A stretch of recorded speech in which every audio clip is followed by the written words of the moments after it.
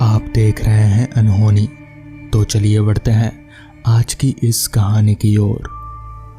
राम वर्मा एक लेखक हैं और लिखने के लिए एक शांत जगह की ज़रूरत हमेशा होती है।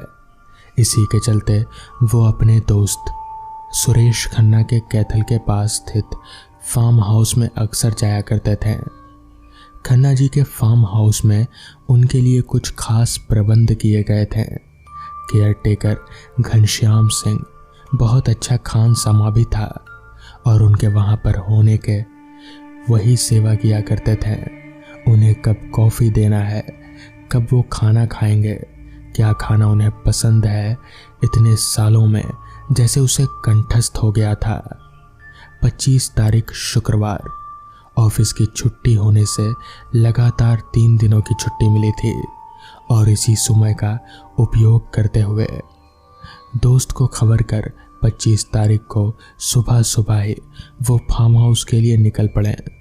सुबह की हल्की हल्की ठंडी हवा, रास्ते में घने कोहरे में बसेरा, छोड़ खाने के लिए निकले परिंदों का कलरव, सुबह की हल्की सी बारिश ने माहौल को रुमानी सा बना दिया था। गाड़ी और उनके अपनी कहानी की सोच दोनों ही बहुत तीव्र गति से चल रहे थे।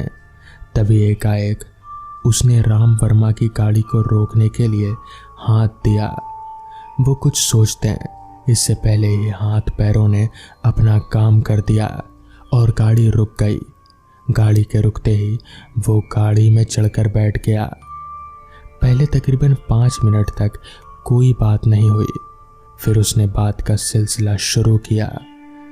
इतने घने जंगल में जहाँ पिछले 1 घंटे से कोई नहीं रुक रहा, आप कैसे रुक गए? इस पर राम वर्मा बोले, चाहता तो मैं भी नहीं था, जब ब्रेक लगी गए तो भाग तो सकता नहीं, इसलिए रुक गया। नाम पूछे जाने पर उसने अपना नाम अरविंद बताया। अब अरविंद ने नाम पूछा तो उन्होंने बताया राम वर्मा। अरविंद ने फिर मंजिल के बारे में पूछा तो राम ने बताया कैथल। थोड़े शांत क्षणों के बाद अरविंद ने फिर पूछा, क्या करते हैं आप? इस पर राम ने बतलाया, लेखक हैं। और आप? अब अरविंद ने मुस्कुराते हुए कहा, गाड़ी धीमी कर लें, बहक जाएगी। फिर बोले, मैं घोस्ट हंटर हूँ, भूत प्रेत खोजी, कैथल जा रहा हूँ। सुना है वहाँ कोई जोशी जी की एक पुरानी कोठी है शहर के बाहर, जो भूतों की वजह से विख्यात है। शायद मेरी भी मुलाकात हो जाए उनसे। आज तक तो कितने ही जगहों कब्रिस्तानों में गया हूँ, मगर कभी कोई नहीं दिखा और बिना खुद को देखे मैं मानने को तैयार नहीं हूँ। राम वर्मा ने उन्हें साथ चलकर एक कप कॉफ़ी पीकर जाने की बात कही। कारण लेखक का मन किसी कहानी को उनकी बातों में देख रहा था। कैथल फार्म हाउस में पहुंचते ही घनश्याम सिंह सेवा में लग गया।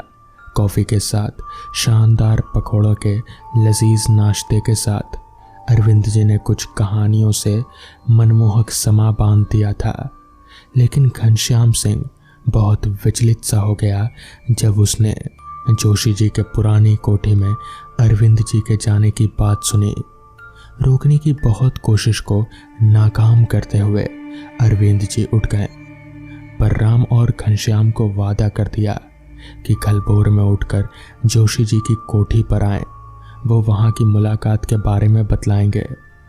बाकी दिन और रात बहुत ही कश्मकश में बीतकर सुबह सवेरे राम वर्मा जी बिना घनश्याम के इंतज़ार किए ही निकल गए।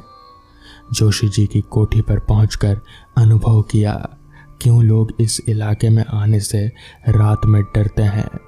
चारों ओर फैली झाड़ियाँ, ऊंचे पेड़ों के कतार के बीच बीच में थोड़ी दूरी पर ही कोठी आंख में चोली खेलती सी दिख रही थी। खंडर नुमा ये कोठी अपने वक्त में बहुत ही खूबसूरत रही होगी। ये सब कुछ सोचते हुए कोठी के गेट पर पहुंचकर उन्होंने अरविंद जी को आवाज़ दी, क्योंकि इसके आगे अकेले जाने की उनकी हिम्मत नहीं हो रही थी। दिल की धड़कन बहुत तेज चल रही थी। उन्होंने सोच रखा था कि अगर उन्हें अरविंद जी मिलते हैं तब वो रुकेंगे वरना भागकर फार्म हाउस पहुंच जाएंगे। उन्हें वहां पहुंचकर घनश्याम की भी याद आई, काश वो उसके लिए रुक जाते हैं। अरविंद जी ने उनकी आवाज़ सुनते ही जवाब दिया और बाहर आ गए। उनको देखकर राम वर्मा जी के जान में जान आई। रात की बात पूछी तो अरविंद जी ने बताया कि कैसे उन्होंने अपनी रात बिताई। बात करते हुए दोनों अंदर की ओर बढ़ चले। बैठक के पास ही एक कमरा था। अरविंद जी बोले, मैं इसी कमरे में रात भर था, चलो वहीं बैठते हैं। दरवाज़ा खोलते ही राम वर्मा की जोर से चीख निकल गई। जमीन पर खून से लथपथ अरविंद जी की लाश पड़ी थी। राम वर्मा को जब होश आया तो वो अस्पताल में भर्ती थे। मालूम हुआ फार्म हाउस में उनको ना पाकर घनश्याम को समझ आ गया वो कहाँ होंगे। जितनी तेजी हो सका वो कोठी में पहुंचे तो उन्होंने देखा राम वर्मा जी अंदर की ओर जा रहे थे। फिर उनकी चीख की आवाज़ गूंजी और घनश्याम तेजी से अंदर पहुंचे। दरवाजे पर राम वर्मा बेहोश दिखे। उनको उठा लाएं और पुलिस को अरविंद जी की लाश की खबर दे दी। पुलिस के रिपोर्ट में मौत का कारण किसी भयावह चीज को देखकर हार्ट अटैक होने के बाद कुर्सी पर गिरकर सिर पर चोट लगी और सिर फट गया। शायद मौत से पहले उनकी जिंदगी की इच्छा किसी भूत से मुलाकात हो जाए वो पूरी हो चुकी थी। तो दोस्तों, ये थी आज की पहली कहानी। तो चलिए बढ़ते हैं आज की दूसरी कहानी की ओर। ये बात आज से तकरीबन 40 साल पुरानी है। उस समय मेरे दादाजी गांव में रहा करते थे। उस गांव का नाम था हरिगढ़। उस वक्त भले ही गांव में सारे घर मिट्टी के हों, मगर गांव से कुछ दूरी पर एक सीमेंट फैक्ट्री थी। मेरे दादाजी बतौर वर्कर उसी सीमेंट फैक्ट्री में काम किया करते थे। इस काम के लिए उनको अच्छे खासे पैसे भी मिलते थे। आम फैक्ट्रियों की तरह ही ये फैक्ट्री भी गांव की आबादी से काफी दूर एक खाली मैदानी इलाके में बनी हुई थी। दादाजी अपनी ड्यूटी के हिसाब से यहाँ कभी दिन में काम करते थे तो कभी नाइट शिफ्ट पर। ज्यादातर वो दिन में ही काम करते थे। एक दिन की बात है, शाम को दादाजी अपनी ड्यूटी खत्म करके घर के लिए निकल ही रहे थे कि तभी सुपरवाइजर ने दादाजी से कहा, सुनो, कल से तुम रात में काम करना, यहाँ रात में वर्कर बहुत कम हो जा रहे हैं। दादाजी को नाइट शिफ्ट करने में कोई दिक्कत नहीं थी, इसलिए वो तुरंत मान गए। जिसके बाद दादाजी अपने घर आ गए। अगली रात ठीक रात के 8 बजे तक दादाजी काम पर पहुंच गए और कपड़े बदलकर फटाफट काम पर लग गए। दिन के मुकाबले नाइट शिफ्ट में वर्कर सच में काफी कम थे।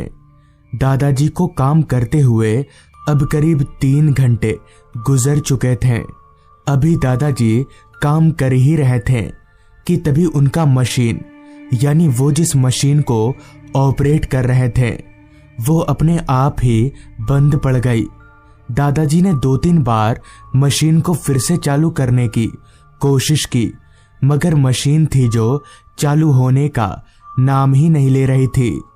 लिहाजा दादाजी ने अपने सुपरवाइजर को बुलाया। उसने भी मशीन को चालू करने की कोशिश की, मगर कोई फायदा नहीं हुआ।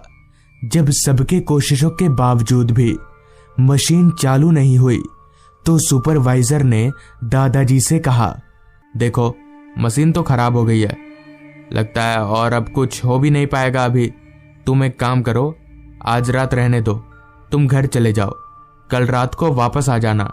सुपरवाइजर से ये सुनकर दादाजी जितने खुश थे उतने ही परेशान भी।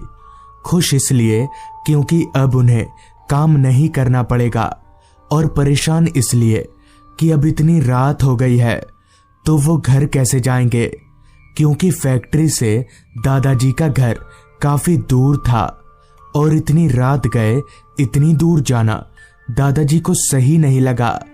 मगर तभी दादाजी को याद आया कि यहाँ से थोड़ी ही दूरी पर एक क्वार्टर है जहां इसी फैक्ट्री के वर्कर्स रहते हैं।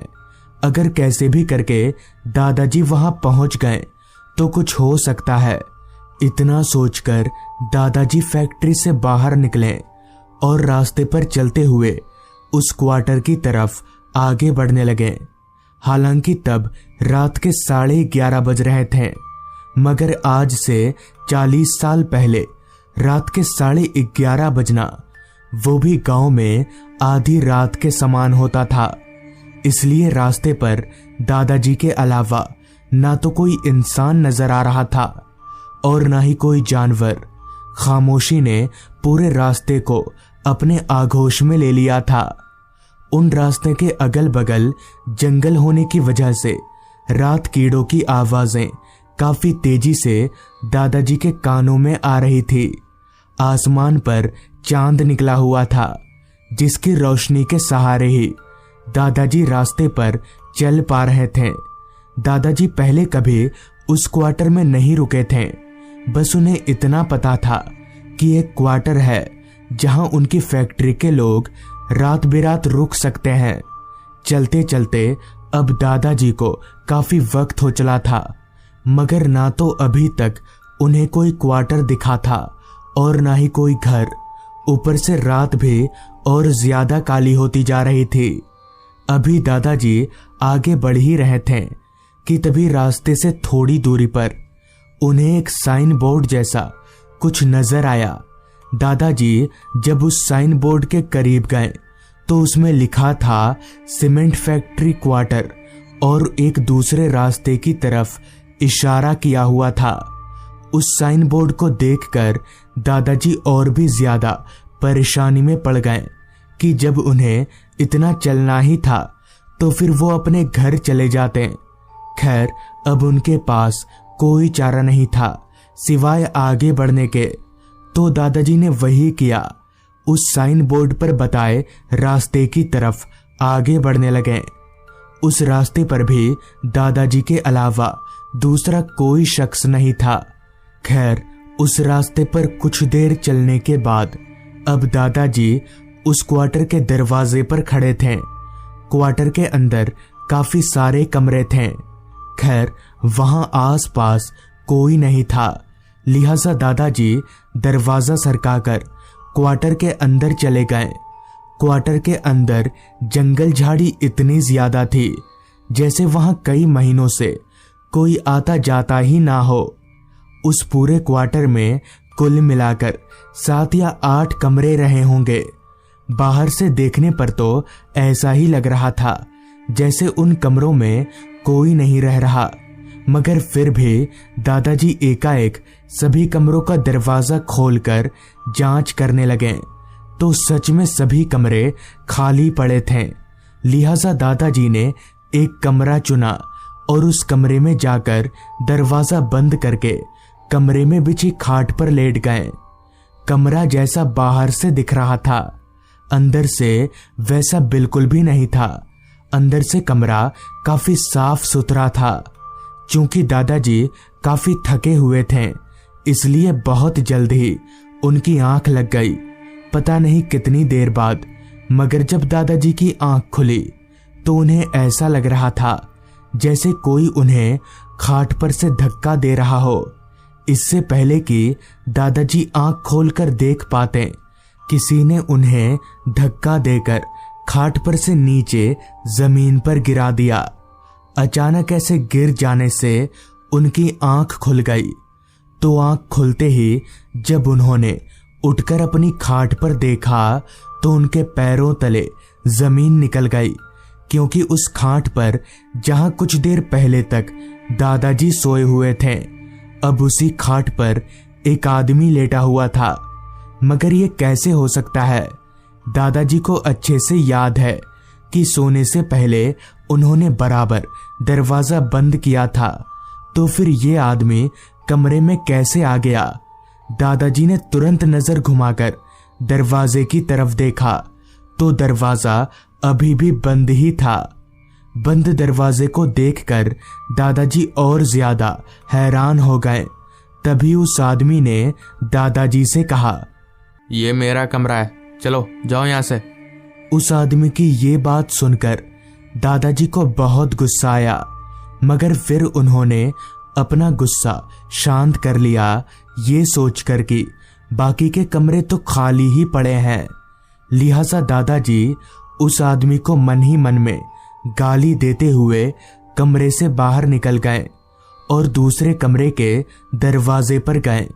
पर जैसे ही उन्होंने दूसरे कमरे का दरवाजा खोला तो उनके होश उड़ गए, क्योंकि उस कमरे में भी खाट पर 2 लोग सो रहे थे। दादाजी को काफी हैरानी हुई कि आखिर ये लोग यहाँ कब आ गए। खैर दादाजी ने ऐसे करके सभी कमरों की जांच की तो सभी कमरों में लोग भरे पड़े थे। पर यह कैसे हो सकता है? इतने सारे लोग यहाँ कब और कैसे आ गए? कुछ भी दादाजी के पल्ले नहीं पड़ रहा था। दादाजी को समझ में आ गया था कि अब उनको यहाँ रुकने की जगह नहीं मिल सकती। लिहाजा दादाजी क्वार्टर से बाहर निकलने के लिए मेन दरवाजे की तरफ जाने लगे। अभी दादाजी मेन दरवाजे की तरफ जा ही रहे थे कि तभी मेन दरवाजे पर उन्हें वही लोग खड़े दिखे जो थोड़ी देर पहले कमरों में सो रहे थे। मगर अब उन लोगों का चेहरा इतना खौफनाक हो गया था कि दादाजी उनकी तरफ देख भी नहीं पा रहे थे। उन सभी का चेहरा पूरा जला हुआ था, उनकी आंखें लाल चमक रही थी। दादाजी को कुछ भी समझ नहीं आ रहा था कि अब ये क्या बला है। डर और घबराहट दादाजी के जहन में चढ़ गया था और शायद इसी वजह से वो अपने आप को संभाल नहीं सके और वहीं पर गिरकर बेहोश हो गए। फिर जब उनकी आंख खुली तो तब तक सुबह हो चुकी थी।